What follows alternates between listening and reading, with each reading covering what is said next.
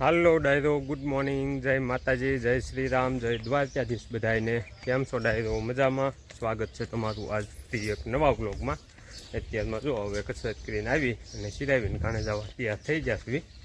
થેલોને એવું બધું બહાર લઈ લીધું છે અને આજ છે ને ઓગડા બાપાની માંડવી જે કાલે પલાવી હતી ને એ ફોલવાની છે. તો એ માંડવી જો બધી હજી અહીં પડી છે એમ નામ. એટલે અત્યારે હજી શું છે કસરત કરીને આવ્યા છીએ. હું તૈયાર થયો છું. અવુભાઈની બધા હજી બાકી છે. તો એ બધા આવશે ને ત્યારે ટ્રેક્ટર ભરી અને માંડવી લેતા આવશે. કાલે ને આપણે સાંજે આપણે આ કુંડી રહી ને પાણીની એમાં સીધા કોથળા નાખીએ અને પલાવ્યા હતા. એટલે તો કુંડીમાં પાણી તે આખું છે ને ઓલું માંડવી પલાવી હતી ને તો ધૂળવા ને એવા હોય ને એના લીધે પાણી આખું બગડી ગયું છે. તો લાઇટ આવે એટલે કુંડી ત્યાં કીધું એને સાફ કરવી પડશે. અને હમણાં એ લોકો બધા આવશે ત્યારે આ કોથળા રહ્યા ને એ બધા ટ્રેક્ટરમાં નાખી અને લેતા આવશે. જો હેઠ પાણી નીચું હોય ને એનો ભેજ જો હેઠ આવ્યો છે. કોથળો તૂટલો છે, થોડીક માંડવી હેઠ ધોવાની છે. તો ઓલું શું છે આમ ભેજ દેવી ને એટલે આ દાણાની સાલ હોય ને એ ઓછી ઉતરે. સોળવી ને ત્યારેથી ખુલ્લું થાય એવું થઈ જાય. એટલે શું છે કે માંડવીની ફાયદો ઓછી થાય અને સાલ ઓછી ઉતરે એટલે બિયારણ બગડે નહીં ટૂંકમાં. નકર સાલ ઉતરી જાય ને તો પછી બિયારણ ઉગે નહીં. અને અહીંયા અમારે શિલ્પાબેન જો પરત ચાલે છે, હજી પૂરું નથી તોરણનું. ઠીક એટલું જ બાકી રહ્યું છે. આખો પટ્ટો કેવડો છે આમ કહેતો?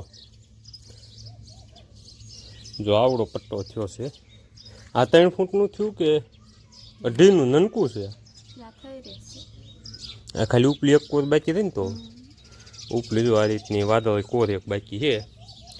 એક મોતીડાની અહીંયા સુધી બાકી કમ્પ્લીટ થઈ ગયું છે હવે. અને અહીંયા જો અમારે એક જ કાળી દેવી ઈંડા મૂક્યા છે માવો કરીને. અહીંયા આપણે ડેલા પાસે ગોખલો રહ્યો ને એમાં માવો કરીને એમાં ઈંડા મૂકી દીધા છે. તો હાલો જો આપણું થેલો અને દૂધની બરણીને એવું લેવાઈ ગયું છે. બહુ કંઈ સાયકલ લઈને વ્યાજ્યા છે. મારે તો ઇકો લઈને સુયું જવું છે. પેલા બધા ટ્રેક્ટરમાં કોથળા એવું બધું ભરી અને આવશે ત્યારે લેતા આવશે. તો ડાયરો અત્યારે વાગી ગયા છે 9:30 અને જો આપણે આ પાછી સસ્તી ને હલકામાં એની ટોપી પહેરી અને આજે જે સવારમાં આપણે ઓગડા બાપાની કાલ માંડવી જે પલાવી હતી ને એ બટુકની એ આવ્યા ને એટલે ટ્રેક્ટર ધરીને લેતા આવ્યા હતા. તો એ ફોલવાનું ચાલુ કરી દીધું છે. તો ઘણી ફોલાઈ ગઈ. હવે જાજી કાંઈ બાકી નથી, થોડાક કોથળા બાકી રહ્યા છે. બાકી જુઓ તમે આ 4 કોથળિયું અને 5 કોથળિયું બિયારણની ભરાઈ ગઈ છે ફોલીને. અને જો એટલે આ કોથળા ખાલી કરી નાખ્યા.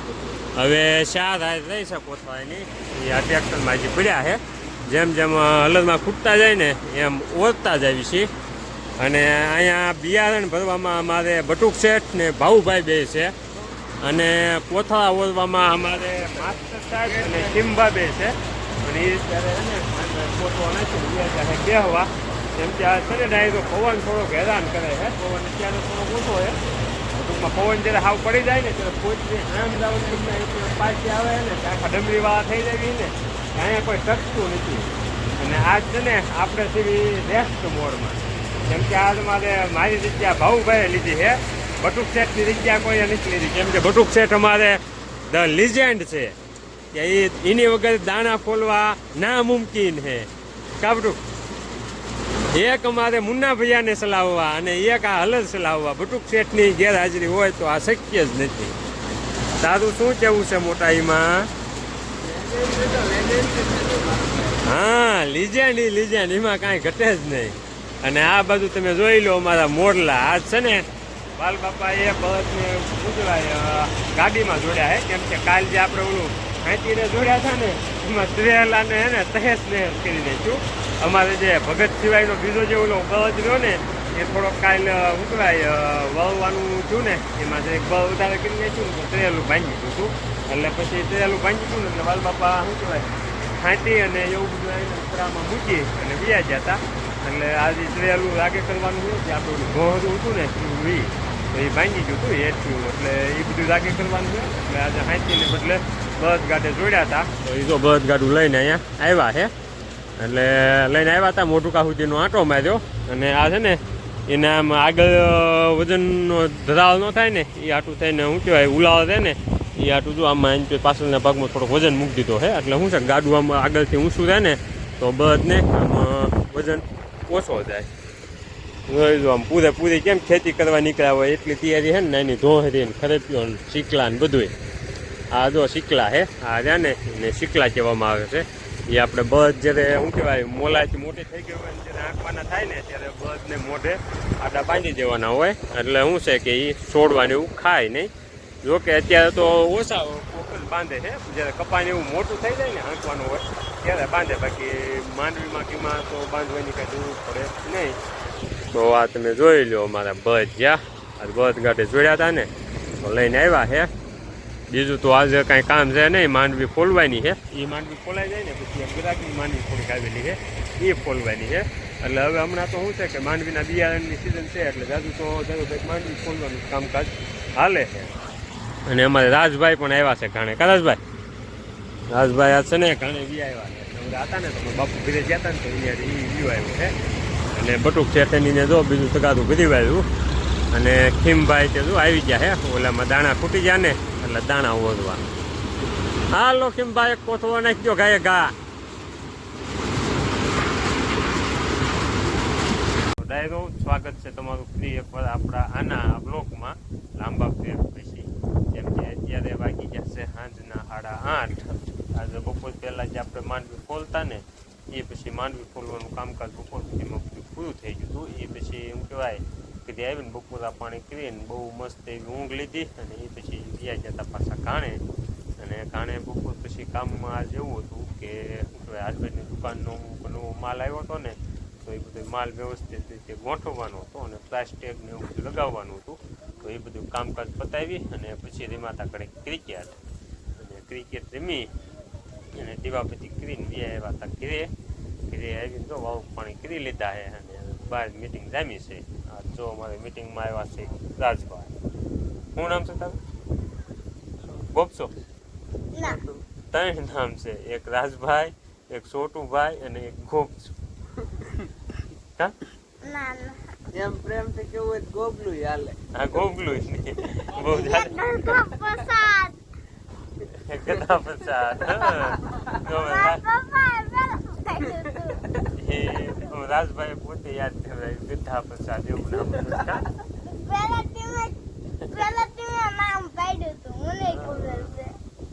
અહીંયા પટુક છે અને મીટિંગ જામી ગઈ છે.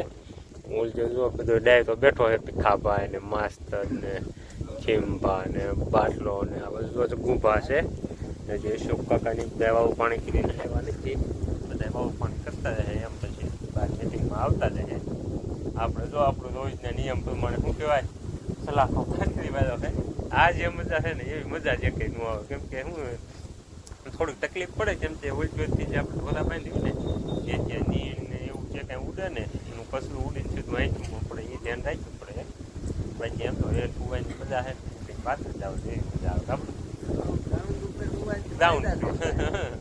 ગ્રાઉન્ડ ફ્લોર વાત જ આવે. અને પાછું શું છે કે અહીંયા આમ ઢાળ વગું છે ને તે હેઠ ઓશિકાની જરૂર નહીં કેમ કે આમ સીધો આમ જમીનનો ઢાળ જ એ રીતનું હોય. આ બાજુ સસ્યાતું ને પગ બાજુ હેઠું એટલે ઓશિકાની એની કાંઈ જરૂર જ નહીં. અને તાસ હમણાં તાજો નાખેલો હોય અને પાણીને એવું બધું છાંટેલું હોય ને તો એક કાંકરા વાગવાનું એ કાંઈ પ્રશ્ન નહીં. સીધી મજા જ આવે એવી ફિલિંગ છે. બાકી આજનો દિવસ બહુ મસ્ત એવો રહ્યો છે. બપોર પહેલાં માંડવી ફૂલવાનું એવું કામકાજ હતું બતાવ્યું પછી રેસ્ટ લીધો કરી ક્રિકેટમાં કામકાજ બતાવ્યું. બીજું કંઈ કામકાજ આજ હતું નહીં. અને હવે તો બધા એવું કહેવાય મિટિંગ જમાવી અને ઘણી કુમાયનું કરવાની છે પછી એ મસ્ત ઊંઘ લેવાની છે. દૂધ ભરવા અને આ બધું જો આપણા ઊંચા બધા ટોરા બાંધ્યા છે ઝાડવા મસ્ત પવન આવે છે જોઈ લો. અને આ જો આપણે લીમડામાં લીંબુ ઓલું દેખાય અને બધું બે બાંધ્યા છે વડલા હેઠ. અને આ બાજુ આપણે ભગડ પહેવું અને ઓલચું જો આપણે બધું રહીને અહીંયા છે આપણે જર્સી અને ઓલચું અમારે બટુક શેઠના એના ટોળા જો આમાં આખા દેખાય. અત્યારે હે ને ટોળાને બહાર જ બાંધવી બધાને ઝાડવા એટલે શું છે કે પવન નહીં આવે અને ઠંડા વાતાવરણમાં એને મજા આવે. શું છે આમાં ખુલ્લું વાતાવરણ હોય ને ઝાડવા હોય ને તો નકર શું છે આ મકાનમાં બાંધેલા હોય ને તો ઉપરનું ધાબુ કે ન જાગે તપેલું હોય ને ખુલ્લું આવે. લીમડા એક બાંધ્યા હોય ને ઝાડવા એટલે કંઈ પ્રશ્ન જ નહીં એને મજા આવે ભાઈ વાહ વાહ. અને અમને મજા આવે. અમારે રાજભાઈ ફોજામાં શું કરે ને બહાર મજા આવે વધારે હોય. અને જો આપણે કપડાને એવું બધું બદલાવીએ અને સવારની કસરત માટે એકદમ તૈયાર થઈ જાય. હમણાંથી ને કસરતનો વિડીયો આપણે જ બનાવતા સવારમાં, આજ પાછું બનાવશું. અને હવે બટુક સેટ માટે પાછું આપણે ઓલું શું કહેવાય રસ્સો બાંધી દીધો હે ઓલું રોપ ક્લાઇમ્બિંગ માટે રાંધવું કરવા માટે. આજ સવારમાં એને બટુક સેટની સ્પેશિયલ રસ્સો ચડવાની જે ટેકનિક છે ને એ તમને બતાવીશ. જેમ કે ફોરેસ્ટરના ગ્રાઉન્ડની પૂરેપૂરી તૈયારી હાલે. ખાલી એક ઊંચી કૂદ અને લાંબી કૂદ બે વસ્તુ એક નથી પૂછાતી, પણ ટૂંક સમયમાં એ જે આપણે કંઈક વ્યવસ્થા કરી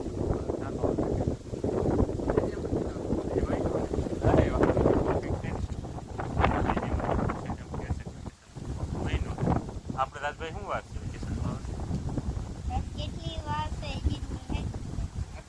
કેટલી વાર નહીં, હવે અઠવાડિયાની જ છે.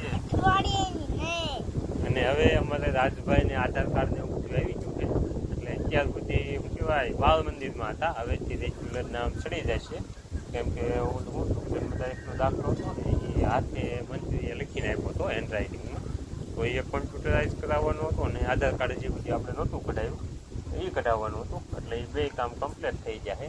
એટલે આ નવું સત્ર ખુલે ને એમાંથી અમારે રાજભાઈનું નામ ચડી જશે અને રાજભાઈ જશે પહેલા ધોરણમાં. એટલે રાજભાઈને એને સ્કૂલમાં નામ ચડી જશે, પછી રાજભાઈ જશે પછી ભણવા. અને બાલ વાટિકા પૂરી થઈ ગઈ બેટા, હવે પહેલામાં આવી. બાલ વાટિકા તારે પૂરી થઈ ગઈ, પહેલામાં આવી અને ટૂંક જ સમયમાં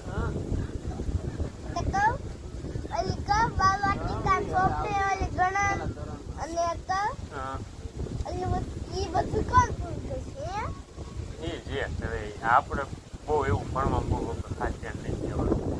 ખાલી આમ એકડા પકડા વાંચતા લખતા એટલે ઘણું આપણે ભણી મૂકી દેવાના છે.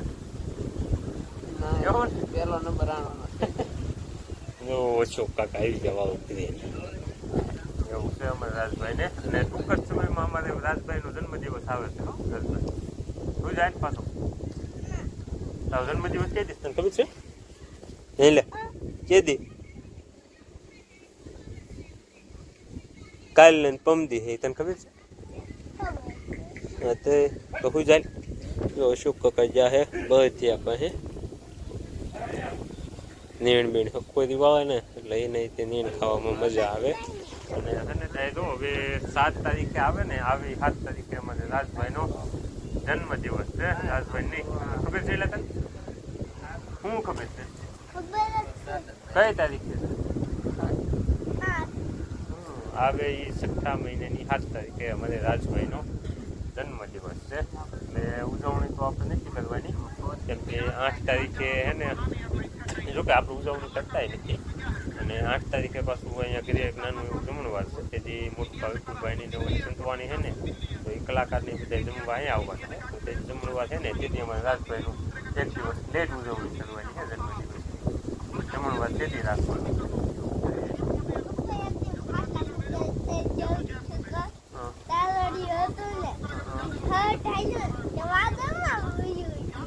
વાદળમાં બીજું બેઠું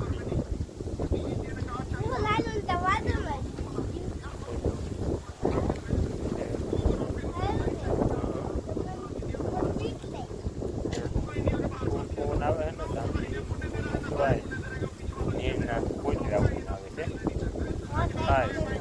હાલ નો ડાયરો હવે વિડીયોને કરીશું અહીંયા પૂરો વિડીયો ગમ્યો હોય તો લાઈક ને શેર કરજો, ચેનલને